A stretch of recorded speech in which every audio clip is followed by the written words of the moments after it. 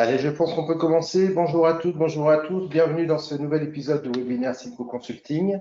Nous sommes actuellement en direct d'un site industriel d'un de nos clients. J'espère que nous aurons une bonne communication pour les 3/4 d'heure ou la petite heure que nous allons passer ensemble. La thématique aujourd'hui, convoyeurs, AGV, AMR, l'évolution, l'automatisation de nos entrepôts. Non pas sur la partie stockage, encore que, non pas sur la partie de préparation de commandes, encore que, mais plutôt sur le déplacement des charges du point A au point B et qu'est-ce qu'on peut attendre de ces différents outils. Alors, le temps que d'autres participants nous rejoignent et pour ceux qui ne se sont jamais connectés sur nos webinaires, une petite présentation assez rapide de l'expertise de Simco Consulting. Donc, nous sommes un cabinet spécialisé en conseil et formation en logistique et supply chain. Nos accompagnements passent par les études de faisabilité, les phases d'audit. On commence de nous confier un environnement et vous demander de le benchmarker et de savoir comment est-ce qu'on peut améliorer ou où vous avez une problématique sur laquelle on va faire un focus. Une étude de faisabilité, si vous avez des perspectives, une stratégie qui définit une évolution, un besoin, et vous ne savez pas si vous pouvez densifier, si vous devez construire, si vous devez déménager, réfléchir à un autre schéma directeur et auquel cas on va comparer plusieurs scénarios avec différentes technologies possibles. Une partie mise en œuvre, évidemment, une fois qu'on a défini, on n'aime pas trop les yakafokans chez Simco et on vous accompagne pour rédiger le cahier des charges, sélectionner les bons fournisseurs et derrière donc assurer la partie gestion du projet, mise en œuvre, respect des délais et des performances. Une partie simulation de flux, on abordera quelque peu cette notion de simulation de flux en fin de notre exercice. Une partie système d'information qui est non négligeable puisque pas de bon flux physique, c'est pas de bon flux d'information. On accompagne des prestataires logistiques pour répondre à des appels d'offres de donneurs d'ordre. On accompagne des donneurs d'ordre pour répondre pour lancer des appels d'offres de prestations, d'externalisation de prestations logistiques. Et puis, on assure également de la formation puisqu'on considère qu'il est important que nos collaborateurs soient formés correctement, on fasse des rappels aux fondamentaux de manière à ce qu'on sache ce qu'on doit pouvoir attendre d'un système d'information ou d'une organisation qu'on va mettre en place dans la foulée.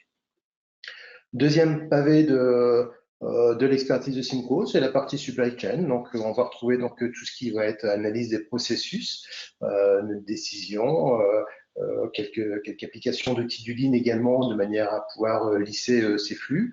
Une notion sur la prévision de la demande, puisque c'est important aujourd'hui de pouvoir anticiper sur la demande et derrière de pouvoir estimer donc les stocks et d'assurer la gestion de stock qui va bien et de trouver donc le bon équilibre entre la prévision et la flexibilité de la réactivité.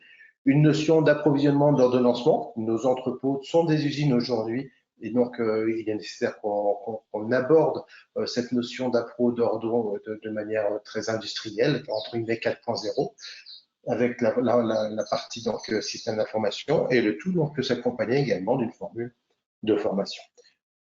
Je vous laisse consulter quelques-uns de nos 600 clients qu'on a pu accompagner depuis 1981. D'abord au départ de Milan en Italie, où est notre siège social, et puis également donc depuis Chalon-sur-Saône, où est la filiale française, et sur laquelle on intervient sur les pays donc France et pays limitrophes.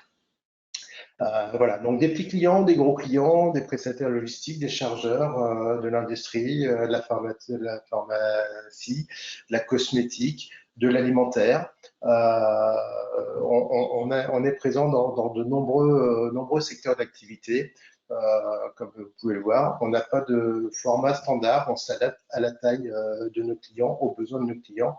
On a une méthodologie qui est bien rodée pour ça. Alors, le thème qui nous attend aujourd'hui, donc convoyeur, AGV, AMR. Pas évident de développer ce thème en moins de 3/4 d'heure, mais on va essayer de le faire. C'est un challenge à chaque nouveau webinaire. On va refaire un peu le contexte finalement de nos entrepôts. Alors, entrepôt usine, entrepôt de distribution, hein, on entrepôt au sein du process de production chez Simco, mais on peut alimenter des chaînes de production. Et donc, on a tout intérêt à aller chercher, donc étudier tout au moins la possibilité d'automatiser ces parties-là. Et on va sortir donc de la chaîne de production des produits semi-finis, des retours d'emballage de composants ou de matières premières, des retours de pesée, et puis des produits semi-finis ou des produits finis également. On essaiera en quelques slides, et c'est bien le cœur de notre webinaire, de parler convoyeurs, de faire un petit peu d'histoire. On va remonter un petit peu en arrière sur l'évolution des technologies. On va parler des AGV, on va parler des EMR, qui sont quelque part les derniers nés de cette gamme d'automatisation, encore une fois, de transfert de marchandises. On essaiera de voir, alors il y a un petit tableau comparatif. Voilà, l'idée, c'est pas d'opposer les systèmes parce qu'ils peuvent être complémentaires, mais c'est de voir un peu ce que ça fait les systèmes par rapport à d'autres. Et puis, comme d'habitude, en fin de session, et vous pouvez le faire au fil de l'eau à travers l'outil de chat, vous pouvez poser vos questions et j'essaierai d'y répondre au mieux. Et puis, donc, si les questions arrivent malheureusement après, j'y répondrai, je vous rappellerai dans la foulée, il n'y a pas de souci, on va le faire. Et je précise aussi que comme vous participez, et je vous en remercie donc à ce webinaire, vous serez destinataire donc du lien de téléchargement du support de présentation, de même d'un support permettant le replay. Que vous pouvez retrouver sur la chaîne YouTube de Silco Consulting. On a un certain nombre d'historiques de webinaires qui sont disponibles. Et puis à la fin du document, mais vous avez reçu aussi donc le mail et vous êtes inscrit, donc a priori vous les avez, mais vous aurez donc les coordonnées pour nous contacter. Sait-on jamais, des fois vous ayez un projet. Alors le contexte du convoyeur, l'idée c'est pourquoi est-ce qu'on va aller chercher un convoyeur, pourquoi est-ce qu'on va chercher un AGV, un AMR dans nos entrepôts. La première idée qui peut nous venir, c'est une problématique humaine. On a du mal à recruter dans nos entrepôts, donc il y a un vrai sujet. Embaucher des caristes pour faire uniquement des allers-retours sans descendre du chariot et toujours aller du point A au point B. Bon, il n'y a rien de très enrichissant à le faire pour les collaborateurs.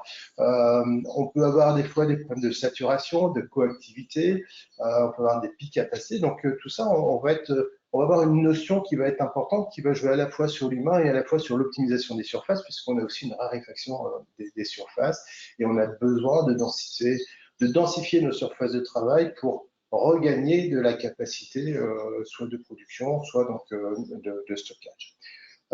Et puis, on a constaté, et ça, c'est pas nouveau, mais ça va mieux en le disant, qu'on a quand même de plus en plus de flux et de plus en plus de petits flux. Ça veut dire que là où on déplaçait un chariot pour déplacer une palette 3 fois avant qu'elle se vide, et ben aujourd'hui, on va peut-être la déplacer 10 fois, 15 fois, 20 fois. Pourquoi? Parce que les clients sont plus les mêmes, on est dans du multicanal, et donc on a des besoins, et peut-être même ce même produit, on en a besoin donc, à l'unité, au colis, et puis à la couche palette à côté. Et donc, on va réfléchir à adapter nos processus et nos moyens de manière à pouvoir répondre à ces besoins. Et c'est difficile d'envoyer des fois d'envoyer de faire avancer donc de nombreux caristes plein de fois sur une même zone de travail. Et puis il y a forcément une optimisation financière, hein, c'est important puisque voilà, on se doit en permanence d'aller chercher donc des gains de productivité. Ceci étant, je tiens à relativiser, c'est pas forcément l'objectif toujours financier qui est recherché. On ne va pas chercher systématiquement un ROI. On peut avoir donc des investissements qui sont contraints, qui nous font aller donc vers des environnements donc d'automatisation. Alors, dans le contexte, une illustration aussi, je ferai un petit aparté tout à l'heure sur les illustrations. On voit ici un AGV, voilà, un AGV avec donc un mât rétractable. Donc, on va sous-entendre que c'est un AGV qui est capable d'aller, plus est en allée étroite ici, donc stocker et sortir des palettes. Malgré tout, il a un poste de conduite, on y reviendra. On a ici un AMR, hein, qu'on va surnommer la tortue. On a un convoyeur là, qui est toujours en mouvement. On ne sait pas où vont les pays, mais il est toujours en mouvement, il est toujours là. Si on fait une petite évolution, la première, là où on parle aujourd'hui d'automatisation, on parlait avant de mécanisation dans nos entrepôts. C'est-à-dire qu'on n'avait pas forcément d'intelligence associée à l'automatisation, mais si on posait le produit au point A, il était transféré au point B, on le récupérait, et entre-temps, peut-être qu'on pouvait avoir des opérations dessus. Donc, on était plutôt sur la mécanisation. On allait chercher, pour le coup, un ROI. Et puis, petit à petit, on est avancé donc sur cette notion de phase d'automatisation.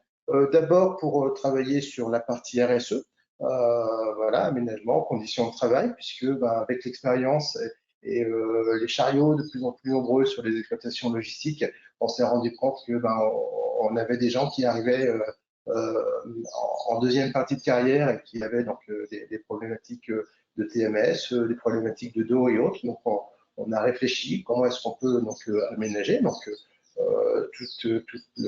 ces outils aujourd'hui d'automatisation nous permettent de nous améliorer. Et puis donc on arrive sur ces notions d'AMR qui continuent dans la même logique et au fur et à mesure donc avec le temps, et on va le détailler dans les slides suivantes, avec le temps donc on bénéficie d'avancées technologies et également donc d'accessibilité donc aux outils. Là où on avait des enveloppes d'investissement très conséquentes pour aller automatiser certains flux, aujourd'hui, on a des enveloppes qui sont relativement plus raisonnables. Alors, petite parenthèse avant d'aller plus loin. Je présente ici, parce que c'est important d'illustrer des propos, je suis allé chercher pas mal de flux visuels, de photos que je vais vous présenter et partager à travers ce webinaire. Voilà, on travaille de manière totalement indépendante vis-à-vis des fournisseurs du marché. N'allez pas chercher un placement de produit parce que vous voyez une marque sur une photo ou n'importe. Tous les fournisseurs ou tous les sites internet que je vais les consulter pour constituer donc ce webinaire sont cités donc à la fin de la présentation. Voilà, donc et on peut échanger derrière, il y a aucun problème. Mais encore une fois, on le fait de manière totalement indépendante. Ensuite, encore une fois, on va comparer ici des technologies, mais qui ne sont pas opposables. Elles peuvent être ou elles sont complémentaires, elles peuvent coexister en usine, elles peuvent coexister en entrepôt. Et donc, on ne peut pas dire qu'on met fin à une technologie pour en prendre une autre, encore une fois, et on va voir pourquoi. Moi, je les considère comme complémentaires. Voilà. Et puis donc, quand bien même on va citer des exemples ou des applications, attention au travers et attention à ne pas aller trop vite, à faire simplement du copier-coller sur certains usages, certaines utilisations. On a besoin d'une étude poussée, je donnerai un petit peu le détail à la fin de l'exercice, pour aller identifier le besoin, calibrer un besoin. Quand on met en place une organisation avec des hommes, des caristes, il est relativement facile, hormis des problèmes d'espace et de saturation, de mettre du monde en plus parce que on a fait une erreur de calcul, on n'a pas tenu compte du pic d'activité, etc. Et il est beaucoup plus difficile, selon qu'on investit dans un convoyeur, un AGV ou plutôt des AMR, il est plus difficile d'aller derrière corriger et de dire je remets une enveloppe pour réinvestir ou pour compléter ou pour refaire les travaux. Je ne suis pas sûr que votre financier soit d'accord pour ça. Et puis sur la partie droite, on voit que comme d'habitude, on va traiter dans ces données, dans ces analyses de données, le film et la photo. On va laisser de côté un petit peu la photo qui constitue donc la partie stockage pour aller s'intéresser au film, puisque là on est bien sur la transitique et du déplacement de produits.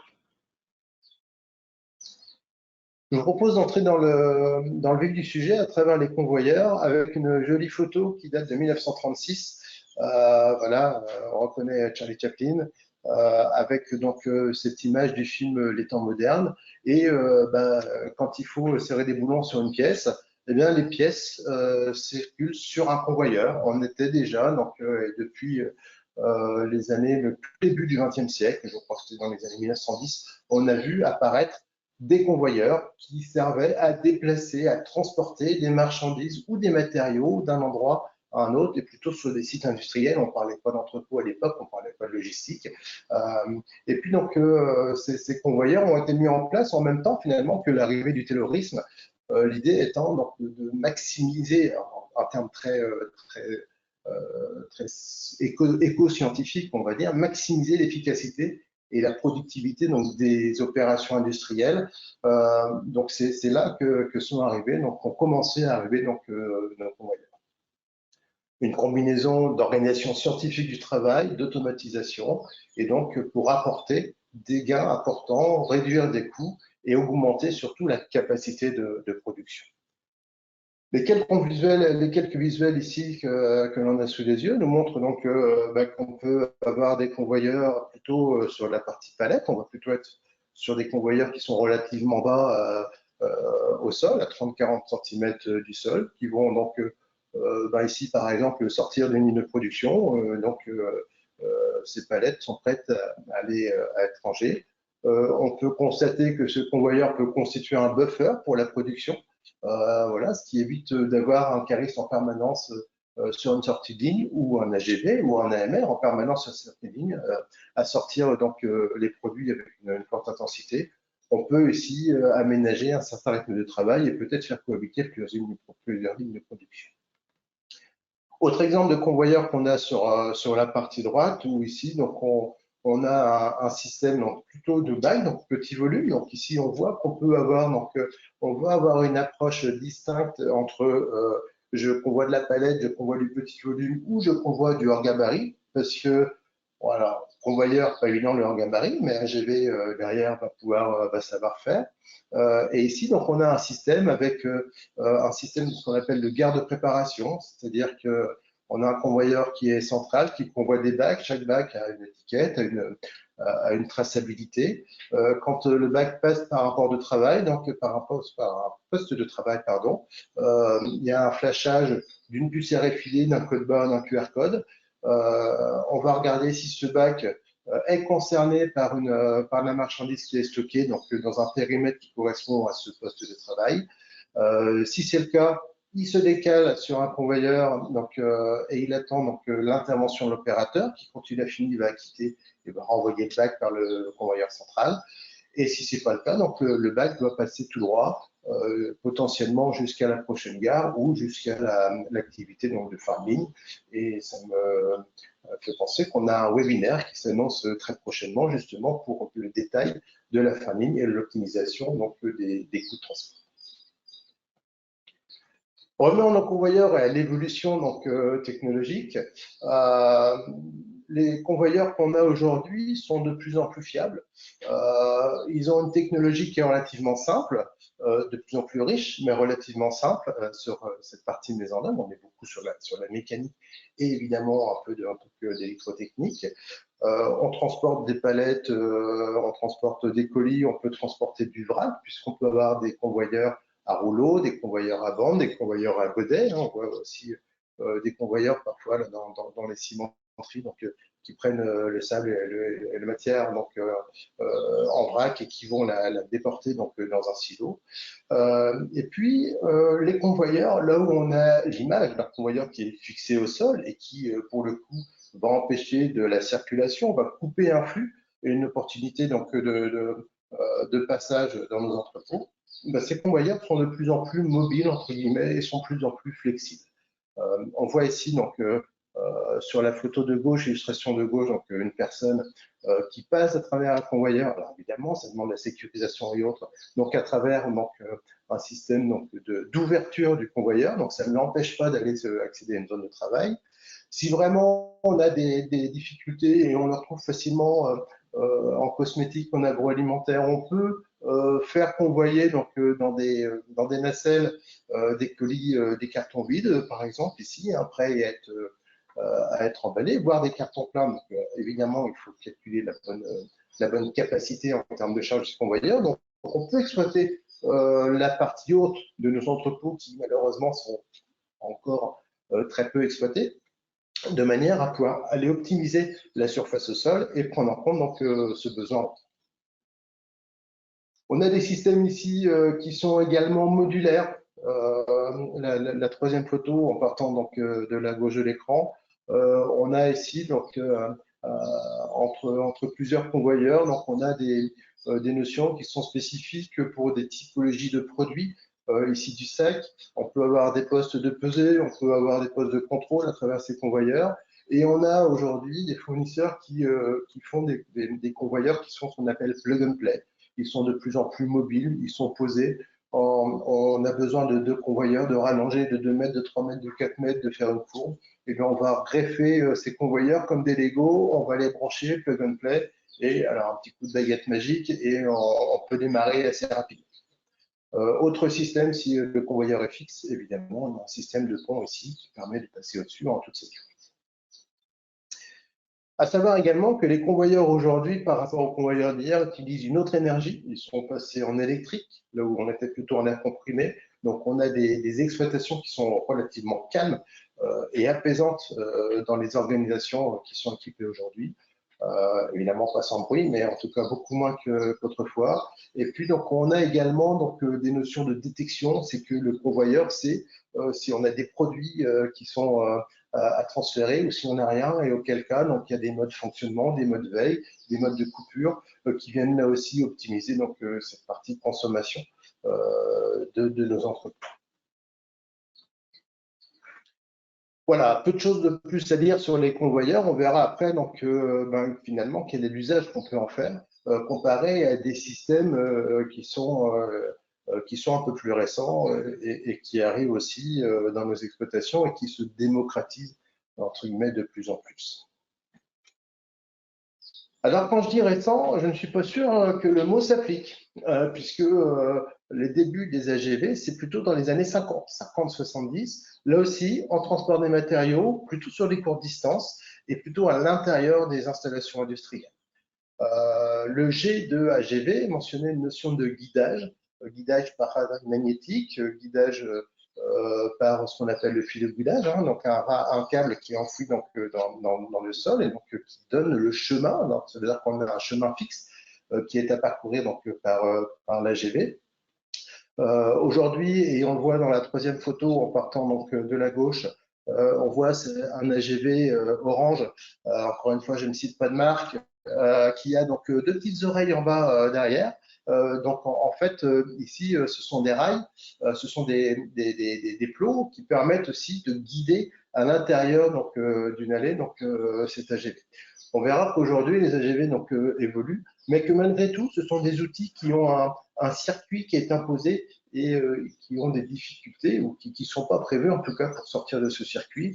On voit ici donc un système d'AGV sur un des tout premiers AGV donc, qui constituait finalement un train. On avait reconstitué un petit train. Ici, sur la deuxième photo, donc, on a plutôt des masses importantes et lourdes, et donc un AGV qui assure le transfert. Et on voit donc ici qu'on met une quantité très forte, donc à équivalent cariste, finalement on économise des allers-retours. Un autre AGV qui prend ou qui dépose une palette donc, sur un poste de travail. Et puis à nouveau un petit train avec, là, on ne parle plus de palette, on ne parle plus de colis, on a vraiment quelque chose de totalement customisé. L'AGV en lui-même est le système de traction qui va tirer la marchandise, mais on adapte exactement ce qu'on veut. On prend une palette, on prend un colis, on prend des pare-chocs, on prend des sièges pour l'automobile, on prend vraiment ce qu'on peut. Alors évidemment, on customise, donc il y a forcément, mais on va customiser la solution. Dans AGV, il y a aussi le A de autonome qui est important, et l'autonomie est vraiment arrivée plutôt dans la fin des années des années 90, où donc on a une évolution donc de cette partie navigation.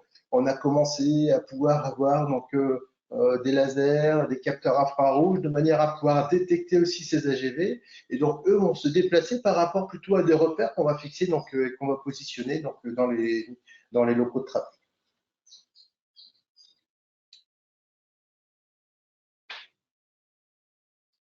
Continuons, si vous le voulez bien, sur cette partie donc AGV, avec au fil du temps et l'évolution, hein, là aussi, hein, on n'arrête pas de progrès, comme on dit. Donc, dans les années 2000-2010, une flexibilité, une polyvalence qui est arrivée donc, de la part de ces AGV, avec des gammes qui ont permis de s'adapter à des environnements. On a commencé à avoir des AGV qui sortaient de plus en plus.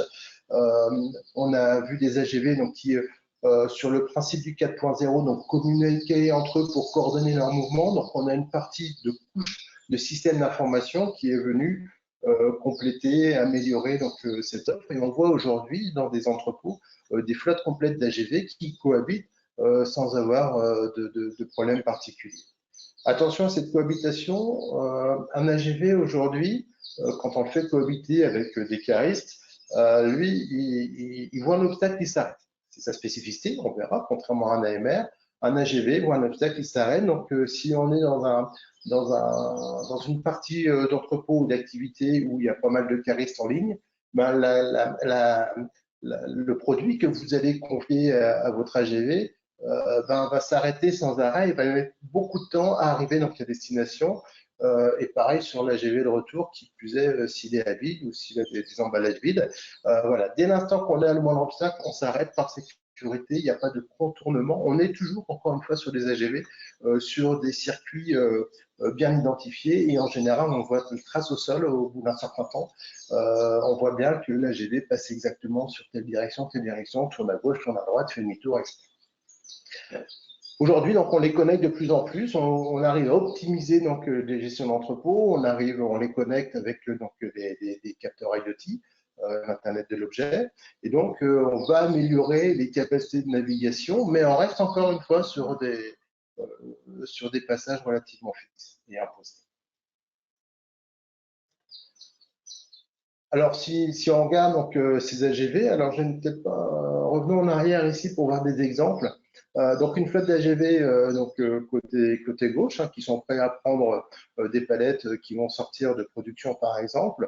La deuxième photo, on est plutôt sur du produit sur la palette qui semble assez lourd. On a deux palettes, donc on a un AGV donc en multiprofondeur. Donc attention, parce que ces AGV, évidemment, quand ils vont plus on lève la charge, plus on va être obligé d'avoir un contrebalancier et donc une surface au sol importante parce que on a besoin donc d'un contrepoids. Un AGV ici dans une cour donc qui fait office de navette, il va déplacer la semis d'un quai à une autre, d'un site à un autre, et puis un autre AGV là aussi en extérieur, couvert pour la protection des produits. Donc, il va tirer, on réinvente le train ou un petit train à l'intérieur d'un site industriel.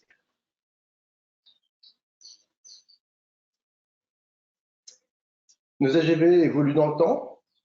On en a ici donc quelques exemples. Ce qu'on peut remarquer aussi ici, c'est qu'on a des AGV qui ont un poste de conduite. Ça veut dire qu'un AGV, on peut le reprendre en direct, un cariste peut reprendre la main dessus. Si à un moment donné, on veut faire autre chose que ce pourquoi il est programmé, ou s'il y a une anomalie quelconque, ou faire de l'apprentissage, on va donc prendre en main cet AGV en manuel. On a aussi des entreprises aujourd'hui qui font ce qu'on appelle du rétrofit ou de l'adaptation sur une flotte existante. Vous avez des engins, ils ne sont pas très anciens, ils ont encore une belle durée de vie devant eux. Vous voulez les adapter pour qu'ils aillent ranger des palettes gerbées en hauteur, puisque les AGV, donc, on peut les trouver en tridirectionnel, en rétract, donc on va leur confier donc, une notion de stockage, déstockage dans les racks ou en masse. C'est la photo qu'on avait sur l'exemple précédent, où on était sur du gerbage par deux. Donc, on va leur confier donc du gerbage et donc on peut adapter donc les engins existants. Tous les engins existants aujourd'hui peuvent être concernés par une adaptation. On voit sur la deuxième photo en partant de la gauche une espèce d'arche sur lequel on va donc équiper tous les éléments de sécurité de manière à donner de la visibilité à l'engin et prendre la main sur la direction, sur la conduite de cet engin.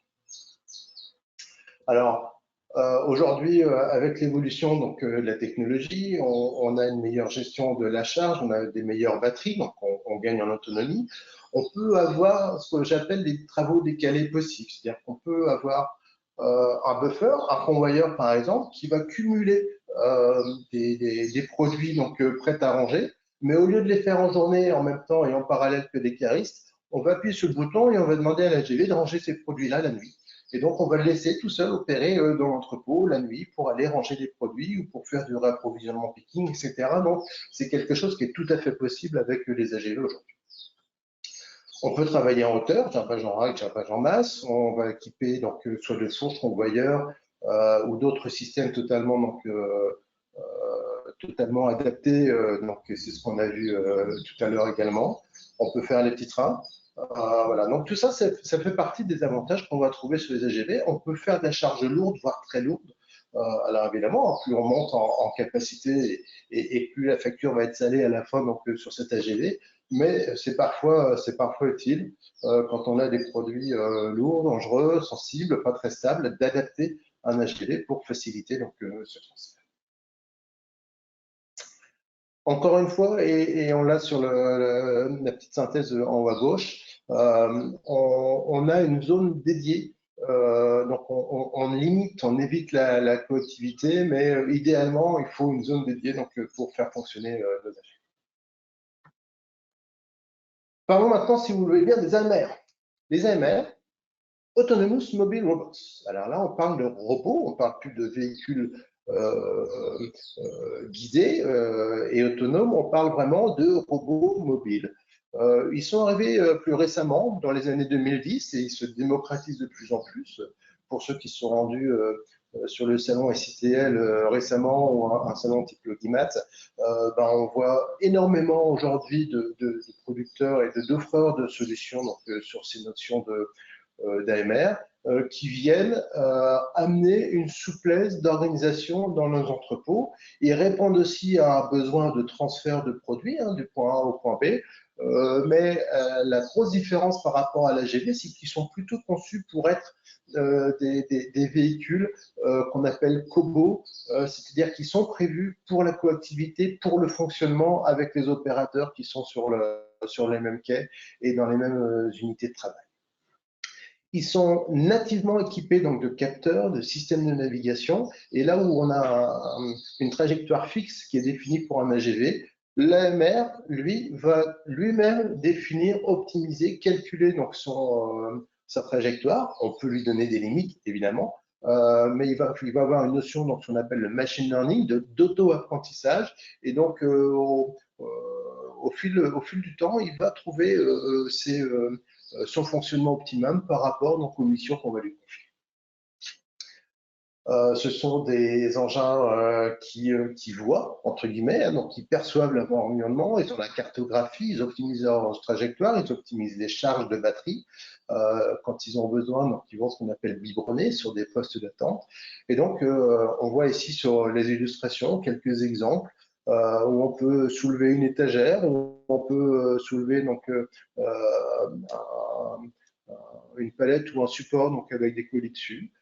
On peut lever une palette également. La seule contrainte, j'allais dire, commune entre eux ici, c'est qu'on a besoin à un moment donné de passer par un poste de travail, c'est-à-dire qu'on a besoin de définir là où l'opérateur pose ou récupère une palette de manière à pouvoir définir ce point fixe de départ et d'arrivée. On ne s'arrête pas n'importe où dans un entrepôt.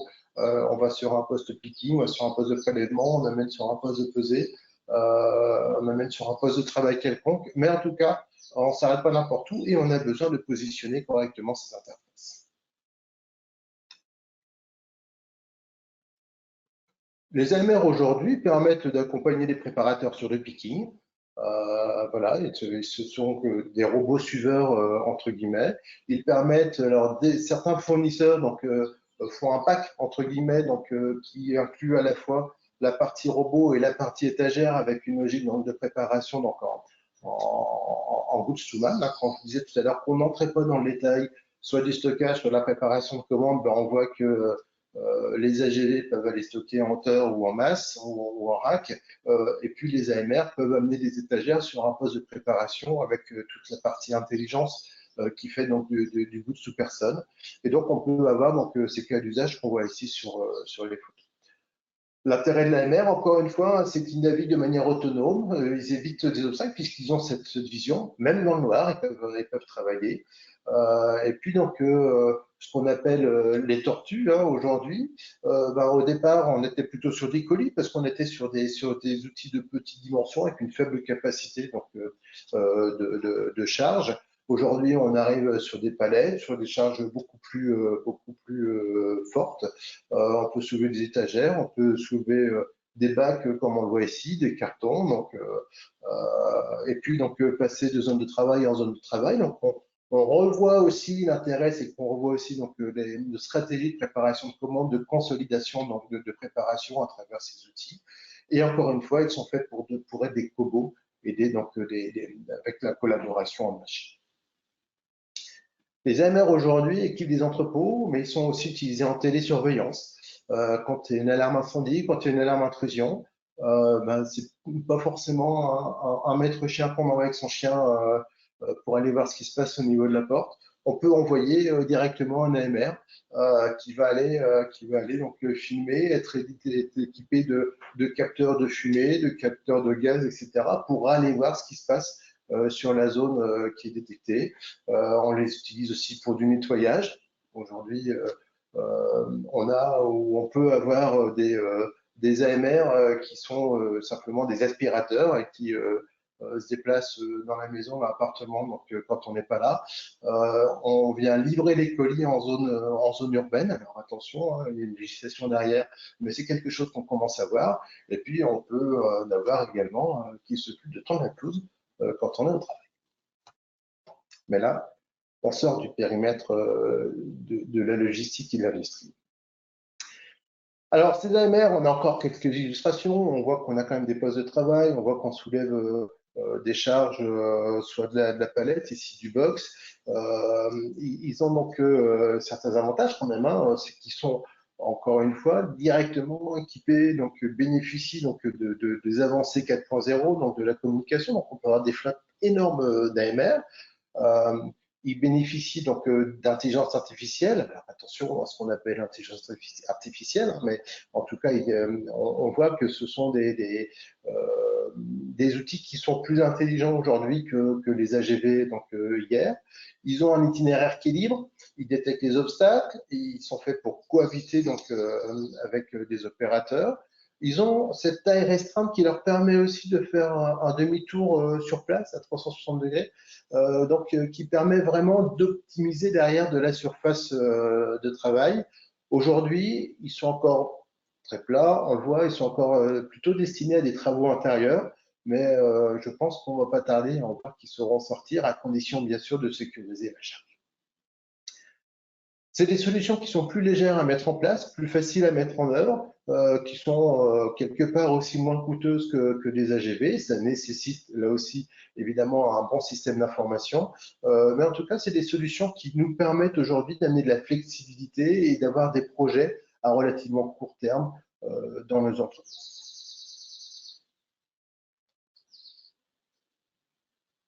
Alors maintenant, vous allez dire comment est-ce qu'on fait pour choisir?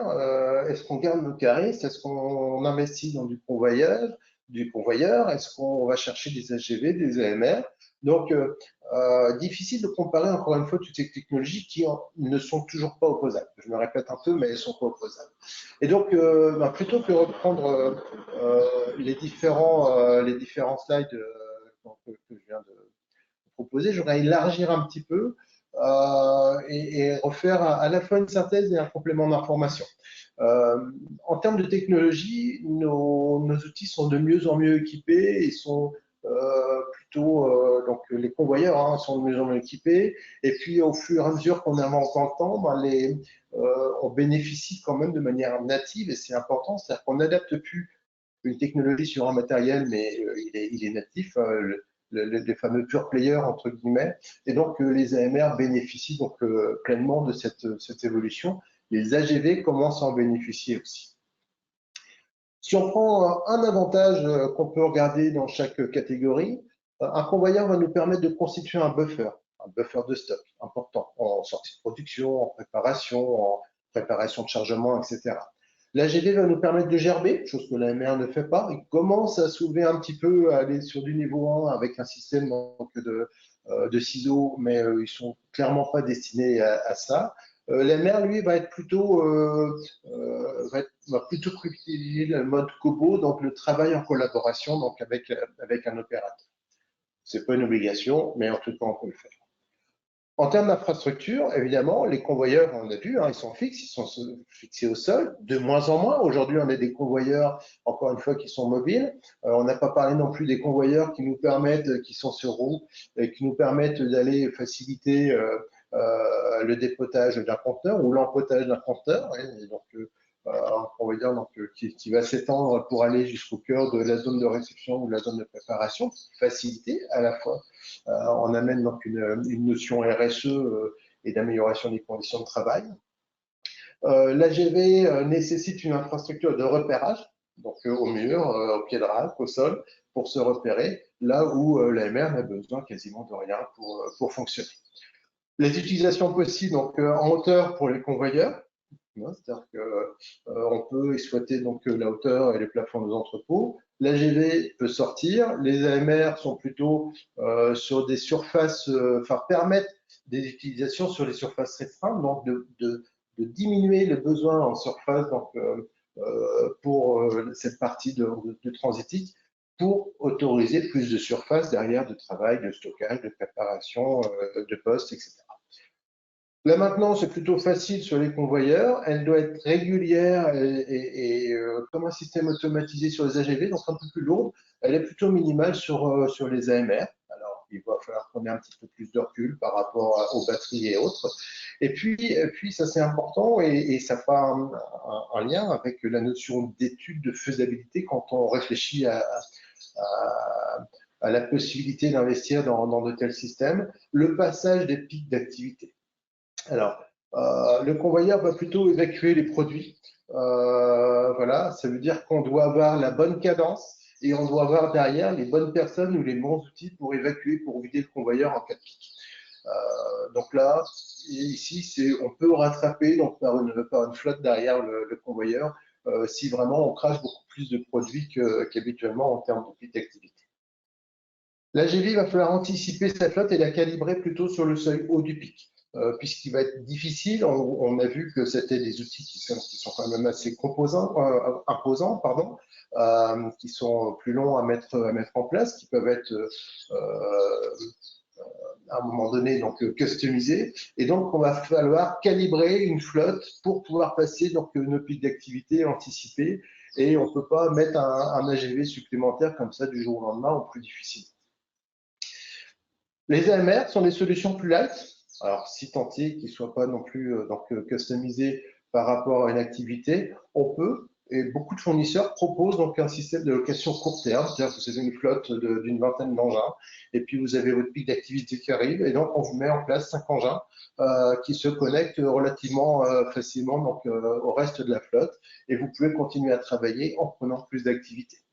Évidemment, il faut qu'on fasse attention aux interfaces en aval et en amont pour que ce soit cohérent et qu'on ne déplace pas juste un boulet d'étranglement. Voilà, donc les convoyeurs peuvent jouer un rôle de tampon.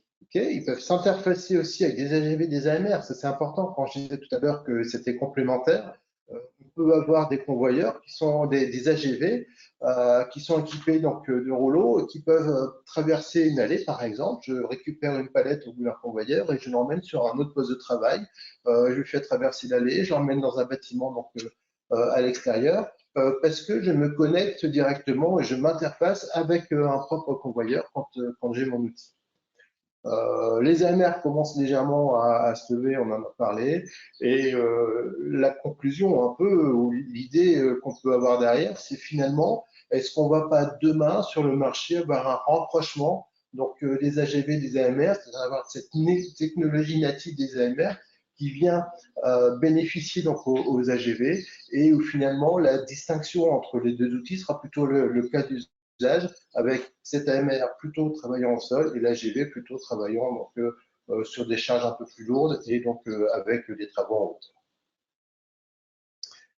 Alors évidemment, je ne vous cache pas que on sait évidemment vous accompagner sur une étude de faisabilité pour aller analyser, comparer des solutions et voir si vous avez un intérêt à positionner un convoyeur, un AGV, un AMR. Alors, ce qu'il faut bien prendre en compte, c'est pas l'aspect offre d'accompagnement de SINCO, encore que, c'est plutôt cette notion de dire que l'automatisation de convoyeurs, même si la mécanisation fait partie de la famille d'automatisation, c'est un investissement.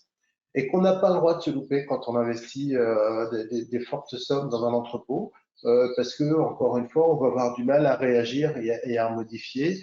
Et malheureusement, j'ai déjà vu des entreprises qui ont investi dans des systèmes automatisés, ben, c'est pas adapté, je les démonte. Et puis derrière, ben, je sais que j'ai perdu beaucoup d'argent, mais je reprends un système totalement manuel. Donc, l'idée, c'est d'être bien sûr de ce qu'on fait. Alors, on a une analyse, une étude de faisabilité qui va prendre en compte les critères physiques, qui va prendre en compte des cadences, des environnements de travail, un pack complet donc, qui va permettre d'introduire, d'aller calculer, d'aller anticiper et finalement estimer le besoin par rapport donc, à l'investissement. On doit pouvoir passer les pics d'activité avec ces systèmes-là. Sinon, vous allez avoir un problème pour répondre à la demande de vos clients. On doit pouvoir anticiper les évolutions. Si vous avez un convoyeur qui est fait pour transporter de la boîte de chaussures, est-ce que demain on sait transporter de l'espadrille à l'unité? Est-ce que demain on sait transporter de la boîte de bottes? Par rapport à la largeur, à la dimension, par rapport à des poids. Voilà, donc anticiper au maximum les évolutions et puis donc aller chercher le bon dimensionnement. Et on a un outil que je vais vous présenter derrière, qui est la simulation flux, qui permet d'aller calibrer une flotte et de s'assurer qu'on a bien anticipé, si tant est que on a les bonnes cadences entre ce qu'on nous a vendu et ce qu'on a mis en place. Et c'est notre rôle aussi quand on nous accompagne de vérifier ces cadences. Donc on a un outil qui permet de vérifier que ben, on peut passer l'activité avec 22 AMR par exemple et pas 25. Alors pour ça, donc, on a notre fameuse étude de faisabilité qui prend en compte le cadre de référence, quel est le périmètre sur lequel on travaille, qui prend en compte l'étude de besoin, non pas de la pratique actuelle, mais du besoin. Qu'est-ce qu'on a besoin de faire donc, dans notre entrepôt, donc, quelles sont les cadences à tenir, quels sont les impératifs, quels sont les pics d'activité et autres. Une grosse analyse de données avec donc un schéma des flux et donc un livrage qui prend à la fois les enveloppes d'investissement, les OPEX, donc les coûts d'opération annuels. On a des courbes qui vont se croiser, on va comparer différentes technologies, encore une fois de manière indépendante des fournisseurs, pour aller chercher donc identifier le bon outil. Et puis, on amène des analyses critiques aussi de comparaison par rapport à de la maintenance, par rapport à la facilité de mise en œuvre, de travaux, etc., de manière à pouvoir vous aider dans le bon choix de la solution. Je vous parlais tout à l'heure de simulation de flux. Donc, on a des outils ici qui nous permettent, par exemple à gauche, qui nous permettent de calibrer. On est sur des postes de travail donc dans l'automobile avec une simulation donc d'une flotte donc d'AMR qui viennent apporter des pièces sur les postes de travail, évacuer les contenants vides et évacuer donc les produits finis, semi-finis. Et puis de temps en temps, on vient de se mettre en charge et attendre la prochaine mission. Donc l'idée, c'est de savoir donc, combien on a besoin de positionner de véhicules donc, pour assurer l'activité qui est requise par le client. À droite, je vois que la simulation est déjà finie. On avait donc une notion avec un calcul de saturation de convoyage en fonction donc, de positionnement de caristes qui évacuent donc, le bout, en fonction d'une capacité également de mise à disposition de Big Bag. Voilà deux cas d'usage qu'on peut avoir, des utilisations des plus simples aux plus compliquées, mais en tout cas, on est capable derrière de simuler, de reproduire sur un environnement. Donc, à la fois, on bénéficie du visuel, à la fois, on bénéficie donc des statistiques et des éléments concrets pour adapter la flotte et valider et appuyer sur le bouton pour passer une commande.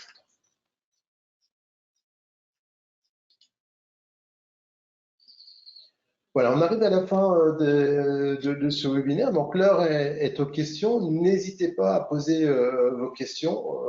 On a encore quelques minutes pour y répondre. J'ai ici mis quelques noms donc, de fournisseurs qui m'ont permis donc d'illustrer mes propos, des choses assez intéressantes. Voilà, donc vous les retrouverez dans le document qui vous sera envoyé donc à l'issue de ce webinaire. Et merci en tout cas à ces fournisseurs pour l'exploitation des Voilà, vous avez ici nos coordonnées complètes. Je vais regarder si vous avez des questions. N'hésitez pas, vous avez un outil de chat qui vous permet de le faire, en espérant donc que j'ai pu répondre à vos attentes à travers cet exercice.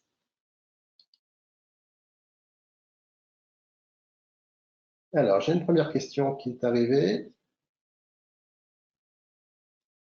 Si j'arrive à la lire en entier.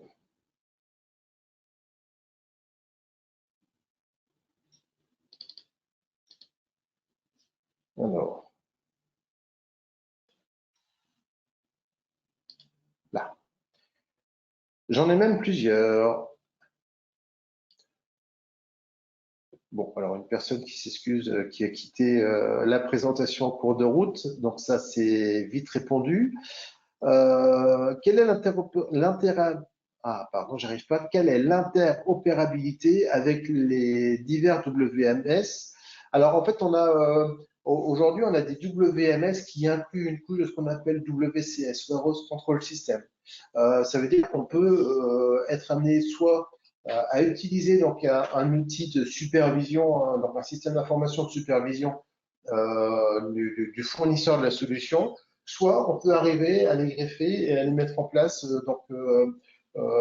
directement depuis donc, le WCS qui est inclus donc, dans l'outil de gestion d'entrepôt. Ceci étant, on n'est pas sur des solutions très complexes. C'est-à-dire on demande, alors quand on est sur l'accompagnement, préparation de commandes, etc., oui, on a besoin de savoir et de dialoguer avec les WMS pour savoir où est-ce qu'on doit aller, faire des prélèvements, quel colis, combien, etc. Donc là, on a besoin. Quand on est sur du convoyeur, on peut avoir juste un système de détection, donc on peut avoir des outils qui sont indépendants du WMS. On a un capteur, on sait qu'il y a une palette qui est en place, et donc on a soit il y a le cariste qui a un management visuel et qui va venir la récupérer, soit il y a un capteur qui appelle un AMR, un AGV pour récupérer le colis et le transférer et l'emmener à votre appel. Quand on est sur l'alimentation de poste de travail, en général, ça peut être ça peut être un opérateur qui a un bouton poussoir à sa disposition et qui va appeler le système. Et il y a un système de lecture qui va permettre à l'AMR ou à l'AGV de savoir où est-ce qu'il doit emmener sa position. Surtout pour l'AMR, puisque l'AGV, on a vu qu'il avait donc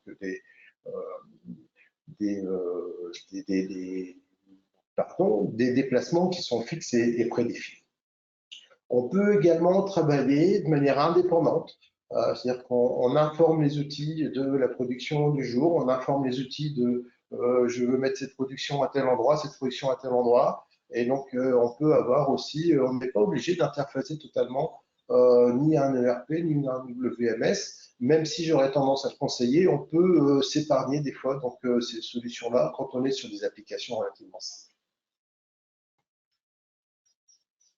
Alors, on a une autre question. Est-ce que tous ces outils sont compatibles avec les produits dangereux, les normes CPE, des contraintes de température? Est-ce qu'il faut les adapter? Alors,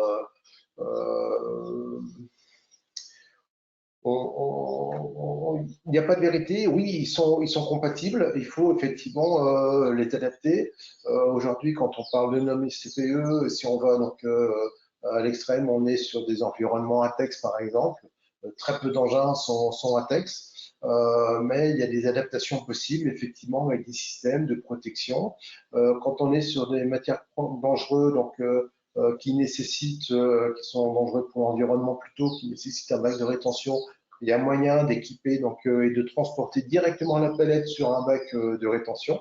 Voilà. L'intérêt aussi de ce type de système automatisé et nous avons actuellement une étude qui le concerne, c'est quand on est donc, dans un environnement Céveso, c'est de pouvoir éviter de mettre un cariste dans un entrepôt dans lequel on a des produits pas très sympathiques, donc qui pourraient soit respirer, soit percer un produit ou autre. Et là, on va confier à nos outils totalement automatisés, donc à des AGV, sans aller jusqu'à un transstocker, à des AGV, donc rétract tridirectionnel, donc la prise en charge. Donc oui, c'est compatible.